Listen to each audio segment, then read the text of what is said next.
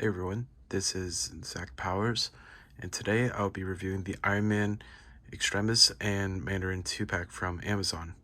I was fortunate enough to get this delivered to me early with one of my orders, so I felt like this was a great opportunity to try to get back into YouTube and try something new.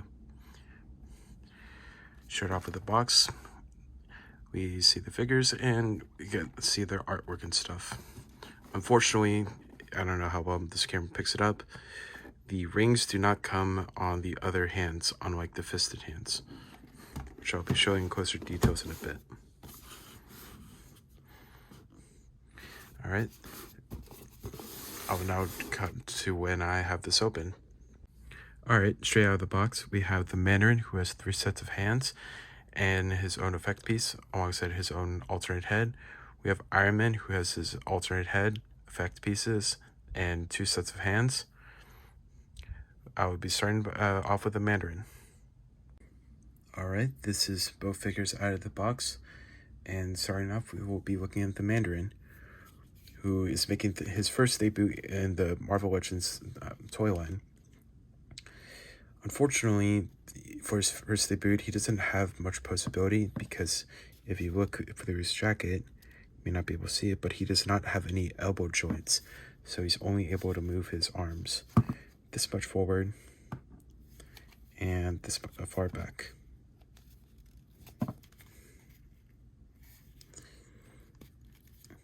His joints are a little bit tight because of the coat being in the way.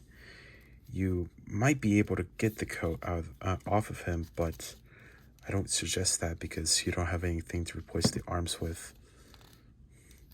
He can crunch this much forward and this far back, which is not very good at all because of his plastic coat getting in the way. Fortunately, he cannot, he can actually split pretty well even with the coat in the way.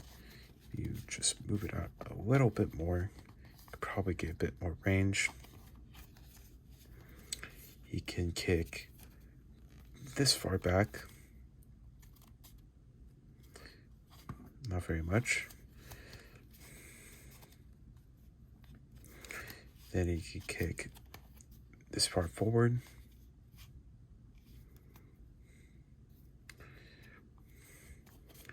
He does not have any drop down hips. He has double jointed elbows.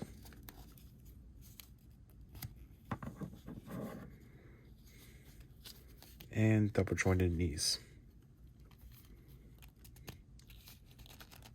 Bit tight.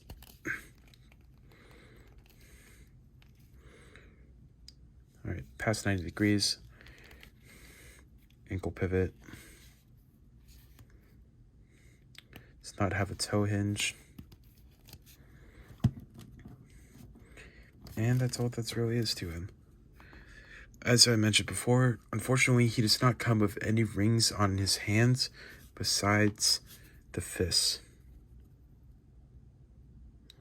The rings look really nice on the fists, but these open claw hands with the long fingernails unfortunately don't look that good because of the amount of plastic residue that's left on the fingers, making it look really cheap or really odd looking. Although if these are supposed to be for an old man, like this alternate head sculpt, then I guess that makes more sense. Moving on to Iron Man, who is a much improved figure firsthand compared to the old Extremis figure that I have right here. He has already a better crunch, and he has more vibrant colors than the original one, and he has an actual butterfly joint, it seems like, compared to the old one, which is just molded in. Before we jump to comparisons, let's look at the articulation. If I could put... Iron Man has a butterfly joint that can make him go this far.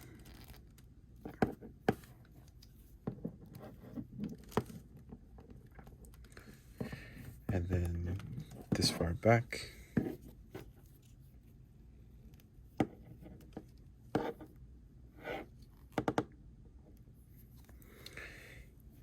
He now has an updated crunch that allows him to go this far forward.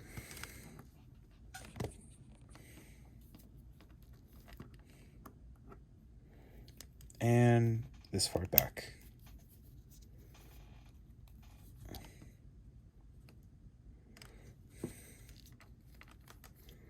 Wait, there we go. That's a lot better than the original one, I would say. Though this joint right here is a lot tighter than I thought it would. You can hear some of the clicking that it makes. His legs are about the same. He doesn't have drop down hips. Still double jointed. Can go this far. Ankle pivot. Not very much.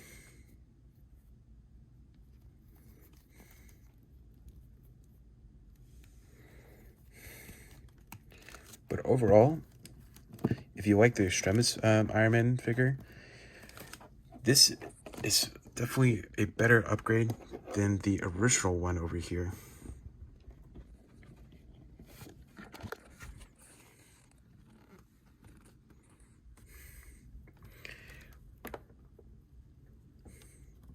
Now for accessories, Iron Man has his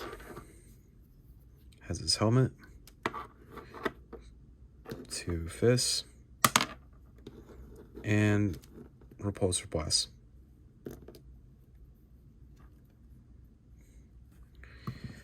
Time for some height comparisons. Here he is standing directly next to the Mandarin. Iron Man is about half a head taller than the Mandarin. He is next to the original Extremis Iron Man. About the same height. The original Extremis near the Mandarin. Still taller. Here is all 3 of them in comparison to the Hulkbuster armor. Obviously a lot larger.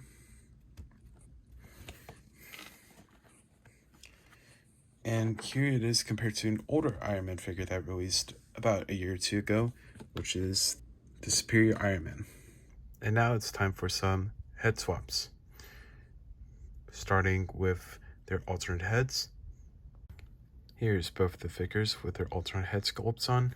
Notably, the new Iron Man head is a lot easier to take off because of its soft plastic and it being more rubbery compared to the Mandarin, which I found to have difficulties put on the new head because of the giant hair being solid plastic and making it so putting it on the joint and the body is limited, which also limits his articulation. He's unable to look up or look down far at all. Overall, I would say I prefer his much younger look on the Mandarin body, and I prefer how the new Extremis Iron Man looks compared to the old one. Noticeably, besides the colors, you can notice the arc reactor is shaded differently, and the gold is much more vibrant compared to being more metallic on this one. As a bonus head swap, here is the Extremis suit with the Hulkbuster unmasked head. Alright, I've been trying to get the head on for a good couple of minutes, and I'd say, unfortunately, they're not compatible because of Iron Man's new neck peg being too large for the Hulkbuster head. Though, with how I have it on right now, the head doesn't look too bad, but the head looks larger than the previous one. Here, two side by side to each other. This one I would have preferred to have on for his mascot's head over this one. but unfortunately the pegs are not compatible with each other, as it easily falls off just like that.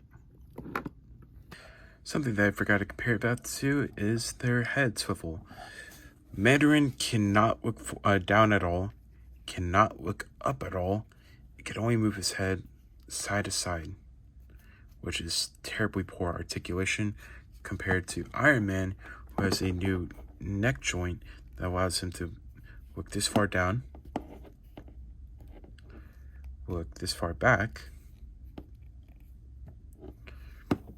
and move his whole head around side to side.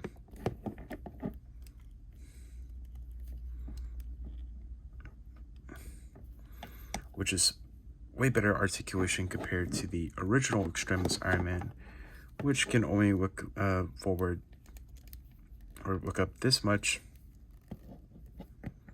and look down this much.